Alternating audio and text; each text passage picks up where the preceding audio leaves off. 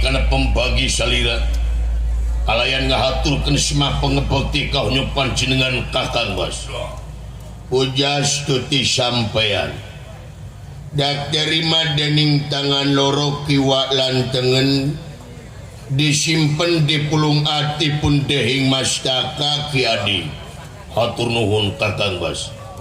kali perkawis naon tina naon rupiah kalepatan muga ageng sewa cukup lumur jembar hapun tena anu kateda tina soal kasalahan leres ari urusan kasalahan mah urang pada saling maklum we urang pada saling hampura da urang mah makhluk kakenaan ku Allah jeung gingsir ari makhluk teh cicing dina hiji martabat sok kabeneran sok kasalahan malahan ari manusia teh tungkul tempat kaluluputan tangah tempat kalelepatan samenit ganti sajam robah janji isuk rajin taraka pake sore dumasar kana hal eta pantes tur kewas lamun urang ayeuna saling hampura tina marganing kalepatan ya leres bener wae lain malaikat cenah salah wae lain setan ieu ilaharna manusia komo basa umum geus netelakeun eueuh di jimat anu pangampuh-ampuhna di jagat raya Pramudita ieu iwati saling hampura antara urang jeung urang ya leres komo anjeun katalian ku Adi kaula lanceuk panggedena di mana bapa geus eueuh wajib di aku bapa ataupun kitu deui kaula wajib ngaku anak sanajan kasebutna ka Adi kolot naon ngaranna lamun teu bisa ngahampura kasalahan nu jadi anak-anakna ya leres sanajan teu dipenta ari kolot mah geus jadi lautan hampura kanu jadi anak eueuh dunya kinasihan leres lumatak di antarana kaancuran ieu jagat di antarana harenghengna ieu bumi di dunia ieu loba nu pasea teh gara-gara ieu budaya hampura geus jadi barang anu mahal budaya hampura geus barang anu langka kadang-kadang urang gengsi rek menta hampura di mana-mana geus ngalakukeun kasalahan pon kitu deui kulantaran panyakit hate anu nyangkaruk dina kalbu nyayang dina manah ngancik dina ati panyakit hate anu kasebut dendam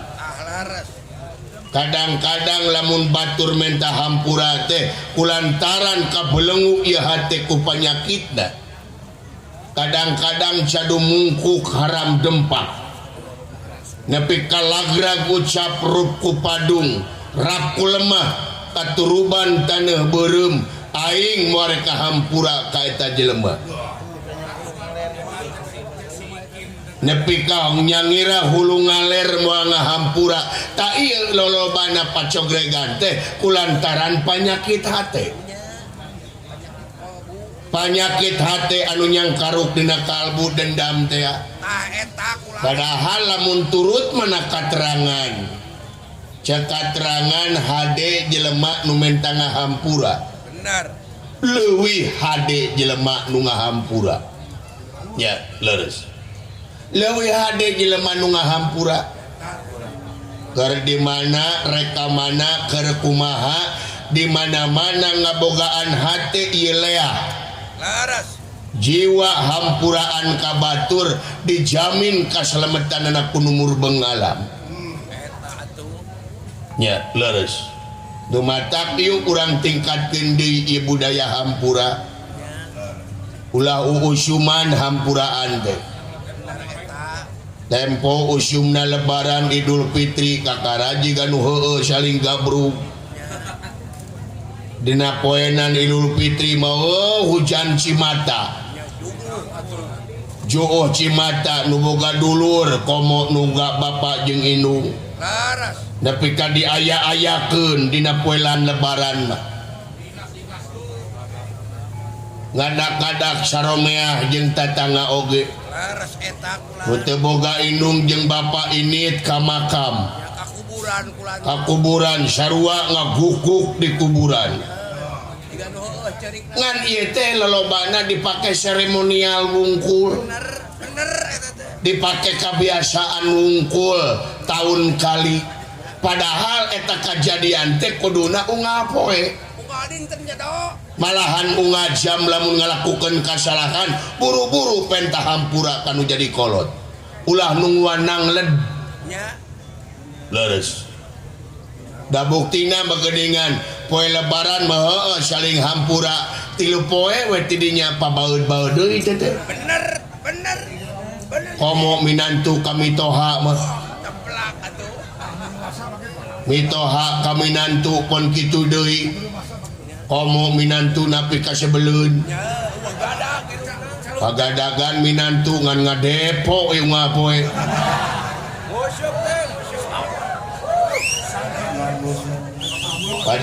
pagadagan minantu ngan nguseup we jeung nguseup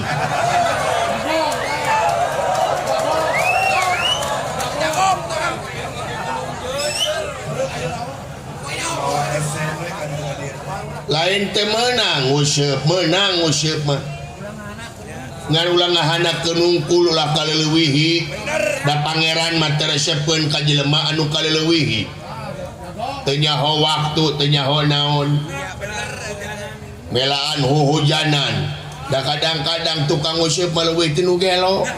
benar betul nu gelo malah mun aya hujan nyuhan nu nguseup mah jongjong ning nguseup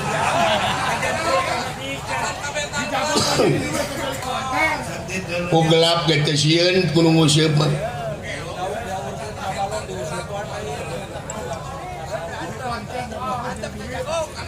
lajen nguseup di balong beuli lauk berus ka balong diusna teh dipelakan diuseupan deui ya jiga nu lieur atuh teh nya leres tah di dieu nu matak ieu ulah jadi seremonial wungkul teh hampuraan teh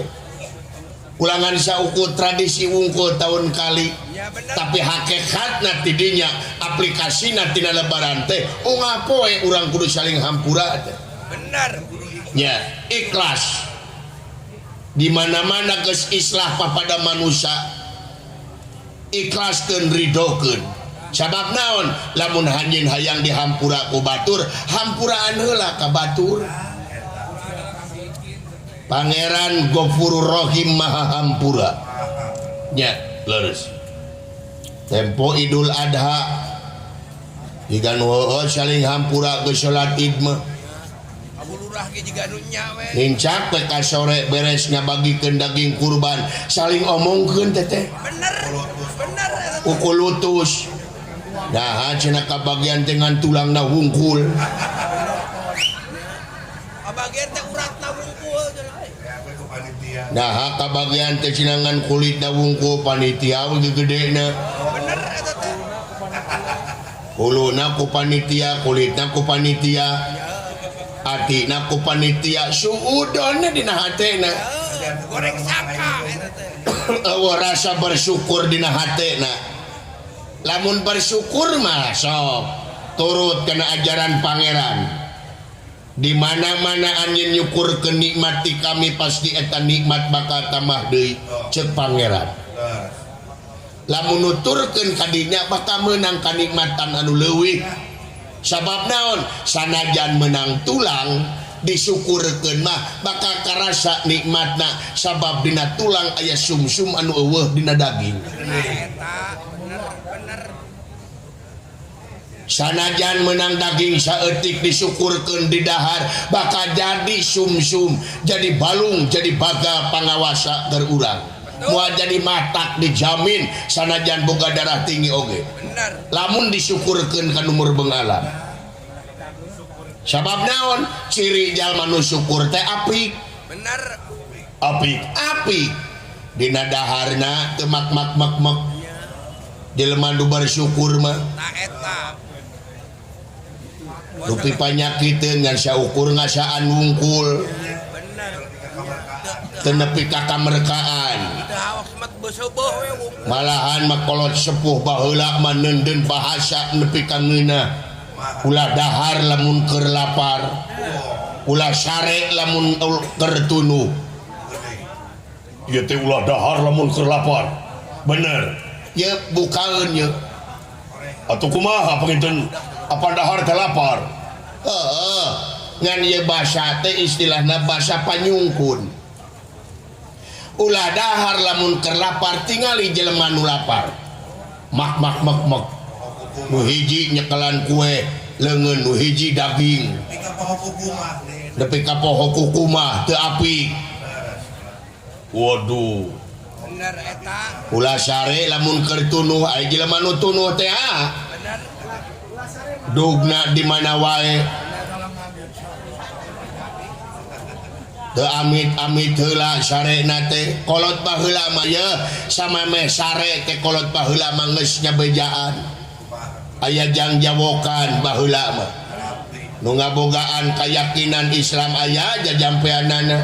aya doana bener eta teh kolot baheula mah neuneun kecap samemeh sare teh naon dug turu gulingan jati badan turu ati tanghi roh madep maring Allah la ilaha illallah sabab naon di mana-mana kana jalur eta sarena ge ibadah bener waduh Gusti nu agung tah eta geuning matak ari agama teh nitah apik warung i bener nitah apik agama teh wala naon kurang bangsa buta ngomong kieu bangsa buta ngomong kieu nah da pangeran mah menteuna ka jelema teh gumantung kana rupa jeung pangkat bener tapi pangeran menteuna ka jelema gumantung kana kabersihan hatena bener jeung gawe anu soleh nyaeta ngawujud pembaktian jeung pengabdian di jalan karidhoan mantena laras eta kulaan dengekeun ye mikir otak teh ulah kulet teuing pikiran otak teh kana bag-bagan agama diajar lain kana selot wae sia teh bener lain kana ngadu hayam wae atuh sok sakali-kali malempengkeun meh biasa ieu pikiran teh mikiran akhirat ulah dudunya wae lain teh meunang neangan dunya ulah dudunya neangan dunya mah peklir ibarat urang hirup 1000 tahun ngancing inget urusan akhirat lir ibarat isuk aing rek maut tah eta denge leres sok pikiran tadi sekaula pangeran menteuna ka jelema teh gumantung kana rupa jeung pangkat ye leuwih hade jadi jelema bodoh tah eta digamarkeun ku budak angon anu hina dina jeung tibatan urang aya jadi pamimpin anu sulaya tina baya jalir tina jangjina luncal linci luncat mulang udar tina tali gada tah eta sabab bukti kalawan nyata dina zaman kiwari jalma hayang jadi pamimpin lolobana neangan untung tina enteng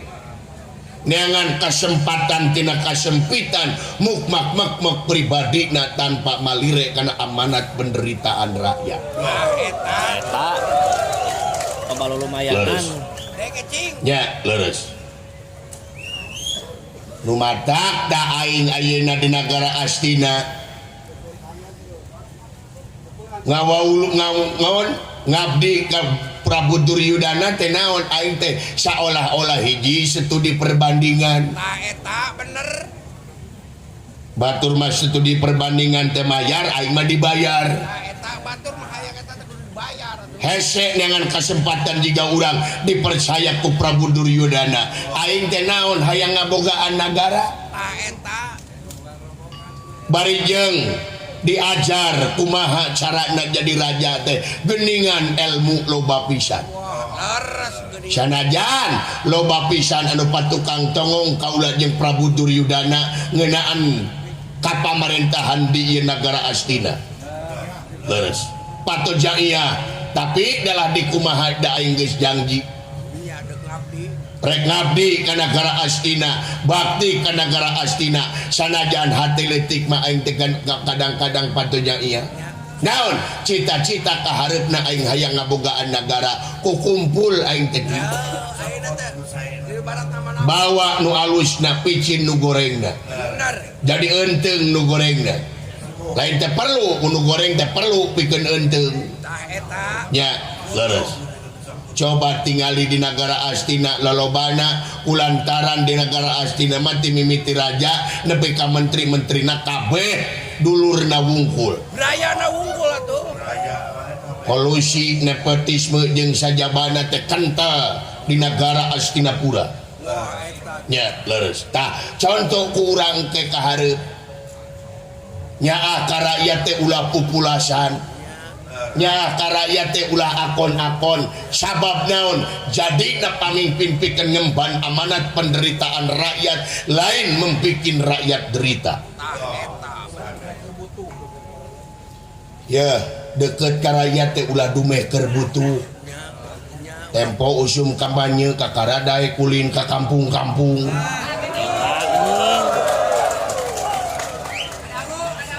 tempo usumna pilihan umum kakara daek nanya ka rakyat dina mangsa kampanye mah jeung rakyat teh deukeut kadang-kadang nu gelo ge ditanya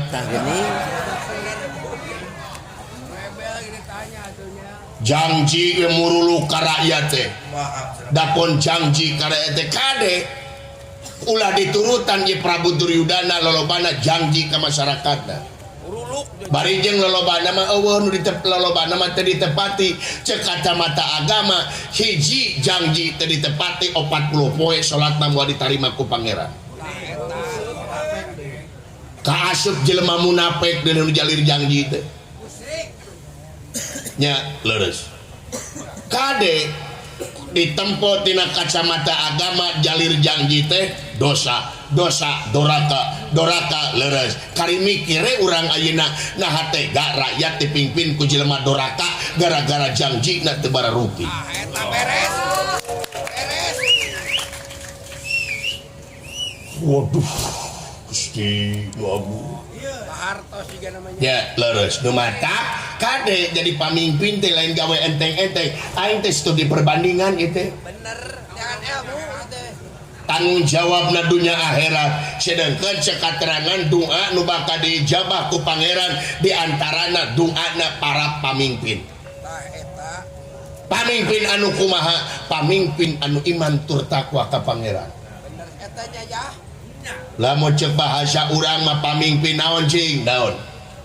satria piningit eta satria piningit satria dipiningit ai satria piningit teh nganu harti dipingit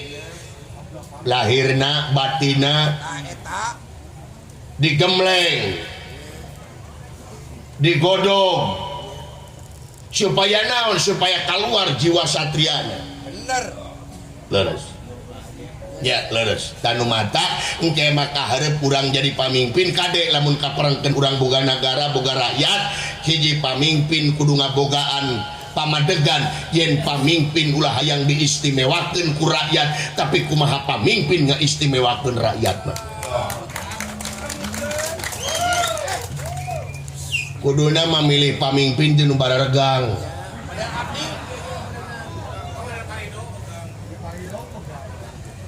rakyat gararenut pamimpin bararegang ta eta oh jika pawabu kepegang gitu ya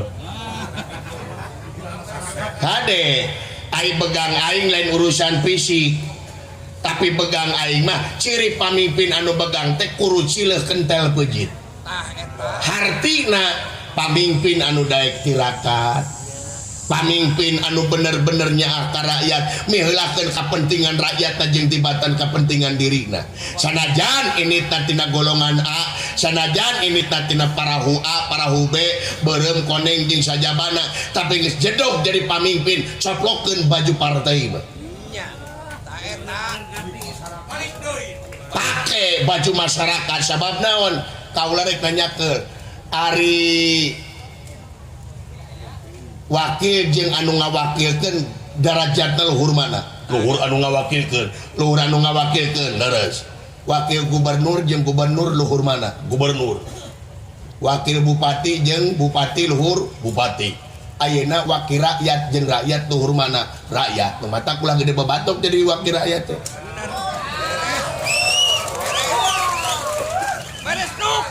Rakyat pamimpin mah rakyat luhur. Nya leres. Saukur kawakilan urang mah wakil jeung anu wakilkeun darajatna luhur keneh rakyat wakil nya leres rumata cing nyaah ka rakyat di mana urang jadi pamimpin leres cing amanah jadikeun ibadah jadi pamimpin teh nyabab naon supaya luyu jeung katerangan moal pati-pati pangeran nyiptakeun jin jeung manusia liantikeun ibadah wa ma khalaqtu jinna wal insa illa liya'budun pake ieu kapamimpinan teh pikeun ibadah jieun program-program jieun kebijakan demi kepentingan masyarakatna lain nyieun kebijakan demi kepentingan golongan-golonganna mengpeun kapake dari tanggung jawab ke di akhirat leuwih gede tanggung jawabna di akhirat anjeun selaku pamimpin. Allah abdi mah moal ti ayeuna moal jadi pamimpin ampun ah.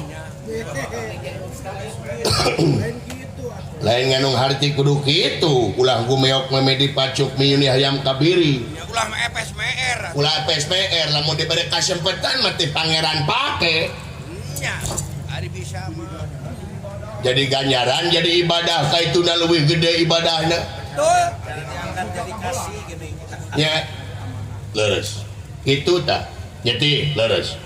umatak sakali deyu sanajan urang ayeuna masih kana bakti diri ka negeri Astina tapi tetep urang kudu ngabogaan keyakinan urang kudu ngabogaan idealis mana nu kudu dipiheulakeun jeung mana nu henteu timbalan clear bener ieu gege barang nuju ini impal wesana ayat tamu ti karaton negara Astinapura nyata Patih Arya Sangkuni anu bade laporan wireh Prabu Duryudana kenging kararepet nedapi tulung ieu Durgalapati salaku tangan kanan Prabu Duryudana Allah dia batur anak daya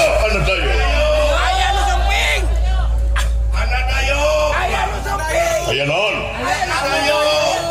anak dirada mata dudu anak kuda lepas saking krangkeng dudu ono apa ono dayo anak tamu dayo saking endi saking negara Astina pura saking keraton Astinapura semua keraton Kajagoya ono apa ono dayo laporan dek laporan ku Jawa tuh goblok jadi ono dayu kulan wah ampun raroy gitu tuh ono dayu kulan meningakeun aya tamu jadi dayu teh tamu dayu teh hari eta mane dudu naon teh dudu teh sanes sanes anak dirada mata aya gajah ngamuk dudu sanes dudu teh sugan teh dudu Rohman ya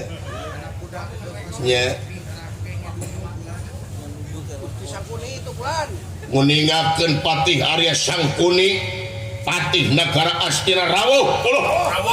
Gusti naon nguningakeun Patih Arya Sangkuni sampun rawuh saking keraton negara Gajahhoya kabeneran aya pejabat teh aya munut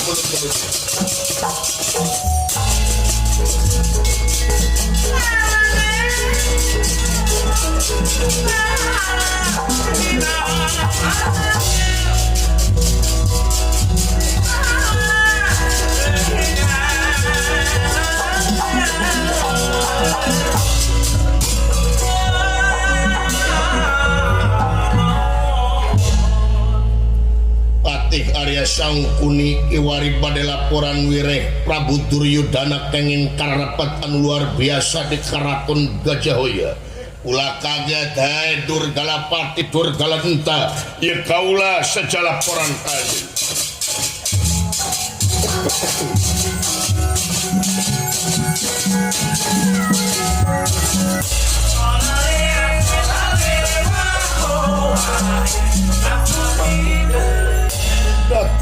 datang teman ewuh mangkulingan rana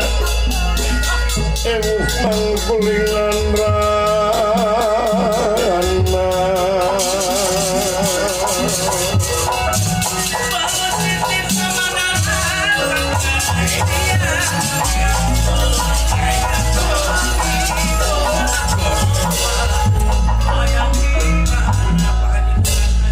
Hampura kaula datang kade tanpa ia ibarti anggalna Durgalapati. Waduh,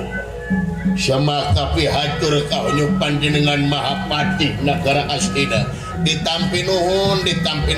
Durgalapati. Semahaturan rawuh Gusti Pati ditampi nuhun Durgaladenta. Aya naon ieu teh jiga nu reuwas Gusti Pati ke sagede nyeta ieu teh kaula teh mangih kasoak mangih kareuwas di negara Astina. Awut-awutan upami anjeun teh turun kana ieu kejadian. Aya naon ke sakedeung daguan. Mangga cingraos.